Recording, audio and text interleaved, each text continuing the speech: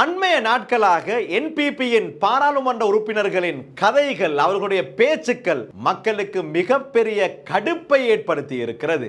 மிக அண்மையிலே ஒருவர் சொல்லியிருக்கின்றார், தேங்காய் சம்பல் சாப்பிடுவது நாட்டின் தேங்காய் அழிவுக்கு மிக பிரதான காரணம். இப்படியான அர்த்தமில்லாத கதைகளை பேசி வருகின்றார்கள் சில என்பிபியின் பாராளுமன்ற உறுப்பினர்கள். இந்த பின்னணியிலே இன்றைய தினமும் ஒரு என்பிபி அமைச்சர் ஒரு அற்புதமான கண்டுபிடிப்பை கண்டுபிடித்திருக்கிறார். தேசிய மக்கள் சக்தி எத்தனையோ தடைகளை தாண்டி தற்போது மலையடிவாரத்துக்கு வந்து நிற்கிறது. முன்னால் உள்ள மலையில் ஏறும் வேளையில் பல சவால்கள் ஏற்படும். எல்லாவற்றையும் இலகுவாக செய்ய முடியாது. பல தியாகங்களை செய்ய வேண்டி இருக்கும் என என்பிபியின் பாராளுமன்ற உறுப்பினர் ஜெயசுந்தர தெரிவித்துள்ளார். அன்று இக்கட்டான சூழ்நிலையில் பாம்பு, மரப்பட்டை போன்றவற்றை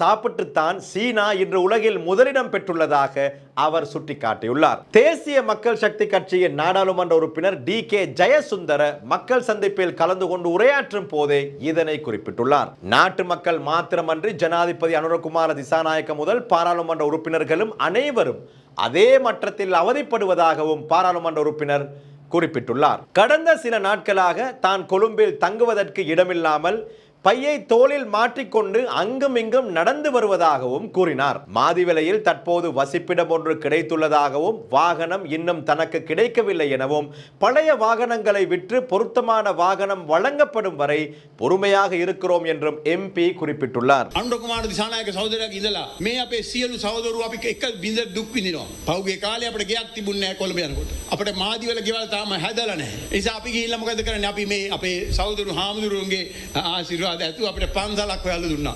අපි පන්සලක හිටියේ. අපි දෙන්න බෑග් දෙක දෙපැත්තේ එල්ලගෙන එහෙට මෙහෙට යනවා. ඉතින් එතකොට එහෙම ගිහිල්ලා අපි යන්තම් මාදිවල ගෙයක් හම්බ වුණා. අපිට වාහන නැහැ. අපිට වාහන ඉල්ලන්න අයිතියකුත් නැහැ. ඇයි? මේ රටේ තියෙන ආර්ථික තත්ත්වෙත් එක්ක මන්ත්‍රීවරු පුළුවන් ද ඉස්සෙල්ලා මට දීලා ඉන්න කියන්න බෑ. ඒකට යම් කාලයක් ගන්නවා. අදි වීදම් තියෙන ඒ වාහන ටික විකුණලා ඒවෙන් සල්ලි ටික හොයාගෙන අන්න වාහනයක් හොයනකම් අපි ඉවසන්න ඕන. සමහර දේවල් තියෙනවා අපිට එකපාරට වෙනස් කරගන්න බෑ. சிரிப்பதா அழுவதா என்று எனக்கு புரியவில்லை. கமெண்ட் பகுதியில் நீங்களும் சொல்லுங்கள். வீடியோக்களை மிஸ் பண்ணாமல் பார்க்க இன்றே ஷார்ட் நியூஸ் யூடியூப் சேனலை சப்ஸ்கிரைப் பண்ணுங்கள்.